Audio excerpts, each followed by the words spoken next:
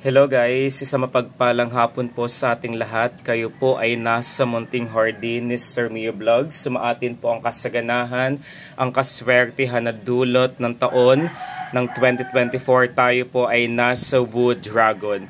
And for today's update and for today's vlog, I just want to share with you ang aking naging matagumpay na pagpaparami ko ng isa sa mga halaman na napaka-rare, one of the rarest varieties, types, cultivars, and kinds ng philodendron. Ito po yung tinatawag na silver philodendron.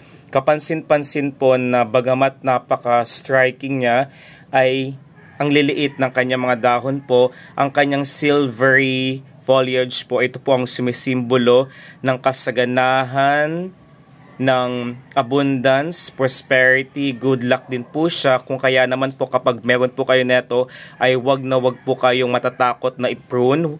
Isa rin po sa mga dahilan kung bakit siya naging lush, bush, ay isa po sa mga sekreto ko ay kapag may mga unhealthy parts po ang nakikita po sa ating halaman na ito, ay tanggalin po natin kasi ang mga bahagi na hindi maganda or unhealthy parts po ay hindi nagiging maganda dahil po hindi po sila nakakatulong sa ating halaman para maging healthy looking.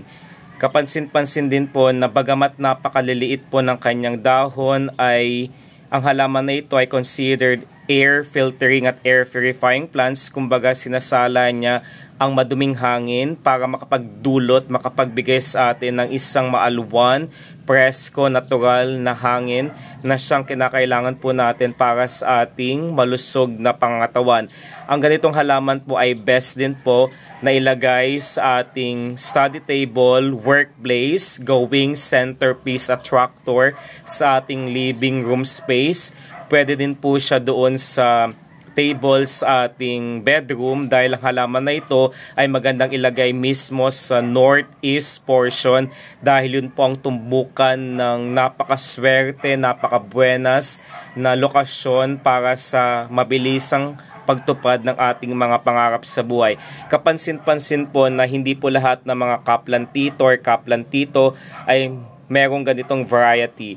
Itong pinropagate ko, itong pinarami ko na ito is almost 3 months. Napaka-slow grower niya at see to it na kapag meron kang ganito ay wag na wag mo siyang ilalagay sa direktang sikat ng araw para hindi po siya magkaroon ng dark or brown edges. Labis na init po para sa silver philodendron ay hindi nagiging maganda dahil hindi po yun nakakabuti dahil isa rin po yun sa mga nagiging dahilan para po hindi na po siya lumaking maganda, malusog, masagana at napaka-lush. Kapansin-pansin din po na nag-trail na po siya. Dati po is humingi po ako sa aking kaibigan ng tangkay.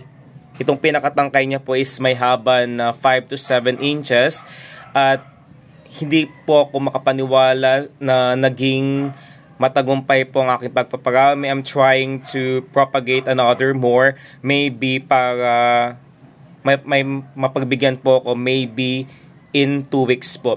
So para po mas lalong maging matagumpay ang ating propagation, see to it na kapag meron na po siyang nagsibulan na mga aerial roots, ito po yung mga ugat na siyang present sa kanyang ibabang tangkay, doon pa lamang po natin masasabi na ready na po siya for propagation. Ano nga ba ang king dulot, kakayahan neto sa ating buhay? Kapag meron ka neto is talagang malilinis ang hangin bukod sa air filtering siya, air filtering at air purifying plants po, ay masasabi ko na lucky charm po siya. Napakalilit po ng kanyang dahon at best na best po siya gawing lucky charm sa ating negosyo, especially doon sa main door. Kapag meron ka neto ay talagang napakabuenas ng inyong buhay. Ano pa ang mga magandang dulot ng ganitong halaman? Kumbaga, kapag meron ka neto, kapag nakitaan mo na patuloy siya sa pagkakaroon ng maraming supling anak at babies, isa po yun sa nakapagbibigay, nakapagdaragdag sa ating kasiyahan. Lahat po ng mga halaman ay considered lucky at wala pong halaman ang malas. See to it na kapag meron ka neto, imo-monitor mo ang pagdidilig dahil po ang labis na tubig kapag kanyang nakuha or sobrang tubig.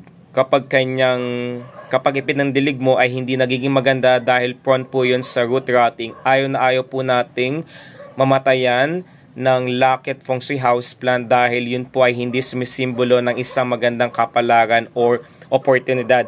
Mas lalaking malago, maaluwan, masagana, at makapagbibigay pa siya ng maraming anak or supling kapag inilagay po natin siya sa isang planter, paso na may malawak na espasyo.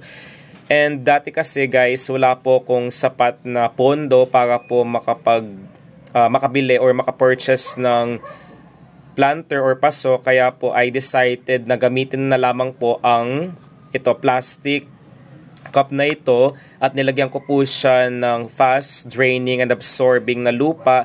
Combination po siya ng vermicast, pumice, coco peat, rice salt at yung loam or garden soil.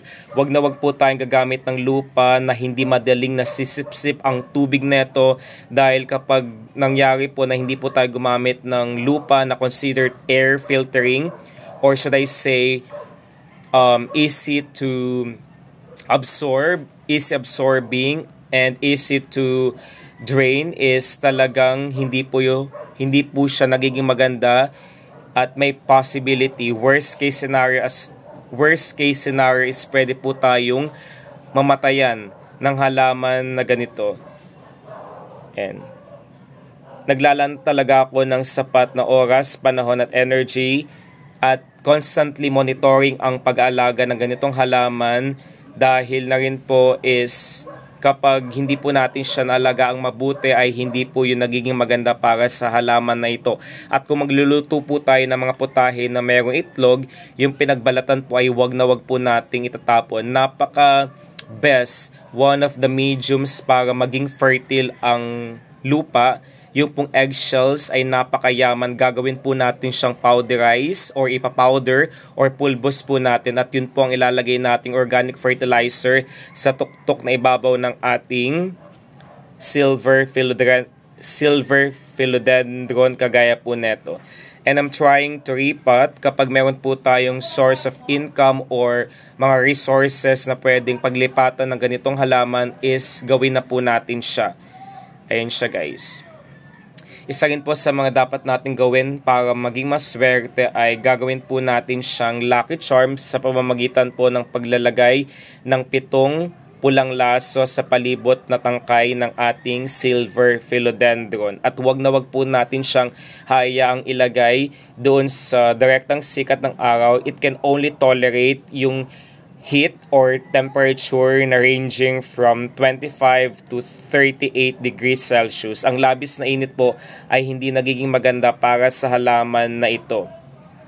Yun lamang po ang aking short update para sa aking rare, stunning, and exotic plant na philodendron.